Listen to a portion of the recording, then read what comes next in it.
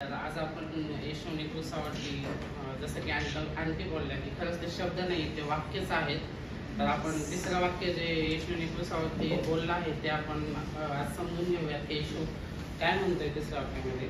तर आपण योहानाचं पुस्तक योहान 19 अध्याय त्याच्यातलं 26 वचन पाहूयात. 26-27. मग येशूने आपल्या आईला व ज्या शिष्यावर तो प्रीती करीत असे त्याला जवळ उभे राहिलेले पाहून आपल्या आईला म्हटले, बाई, पहा, हा तुझा मुलगा. मग त्याने त्या शिष्याला म्हटले, पहा, ही तुझी आई. आणि त्या घटकेपासून त्या शिष्याने तिला आपल्या घरात घेतले. जसं की आपल्याला सगळ्यांना माहिती आहे की येशूचा जन्म मरियेद्वारे झाला होता. पवित्र आत्मा मरियेवरती उतरला होता आणि येशूचा जन्म पूर्णपणे पवित्रपणामध्ये झाला होता, पवित्रतेमध्ये झाला होता. तर ज्या वेळेस येशूला क्रूसावरती म्हणजे फिरण्यात आलं, वधस्तंभावरती देण्यात आलं, त्यावेळेस येशूने सर्व काही पूर्ण केले. आपल्या पापांची क्षमा केली, त्याचं रक्त सांडलं, आपल्याला त्यांनी फटके खाल्ले जेणेकरून आपल्याला आरोग्य मिळालं. ह्या सर्व गोष्टी येशूने आपल्यासाठी पूर्ण केल्या. तर तो आपल्या आईला कसं काय विसरू शकतो?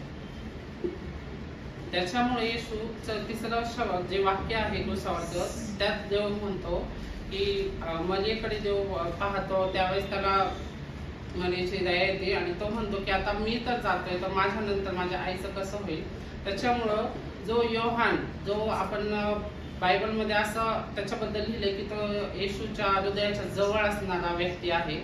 तर तो योहान आणि मरिया ज्यावेळेस येशूला क्रूसावरती देण्यात आलं तिथे समोर उभे होते, त्या दोघांकडे पाहून येशू मरियेला म्हणतो की योहानाला म्हणतो की योहान, ही तुझी आई आहे.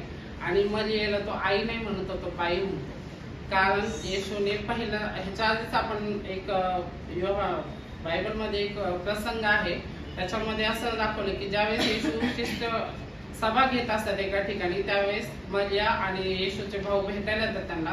तर त्यावेळेस येशू म्हणतात, येशूचे शिष्य सांगतात की नाही का, तुमचे भाऊ आणि आई तुम्हाला भेटायला आले. तर येशू त्यांना म्हणतो की मग कोण माझा भाऊ आणि कोण माझी आई? जे माझ्या पित्याची इच्छा पूर्ण करतात, जे त्याच्या वचनानुसार चालतात, तेच माझे भाऊ आणि तेच माझी आई आहे. तर असं आपण येशू तिथं बोलतो, पण त्याचा हेतू हा नसतो की तो त्यांच्यावर प्रेम करत नाही किंवा ते त्याच्या जवळ नाही. पण तो असं का करतो, जेणेकरून फक्त आणि फक्त परमेश्वराचाच गौरव व्हावा म्हणून मरियेला येशू क्रूसावरती असताना बाई म्हणून उद्गारतो, जेणेकरून तिचा नाही तर परमेश्वराचाच गौरव. थँक्यू.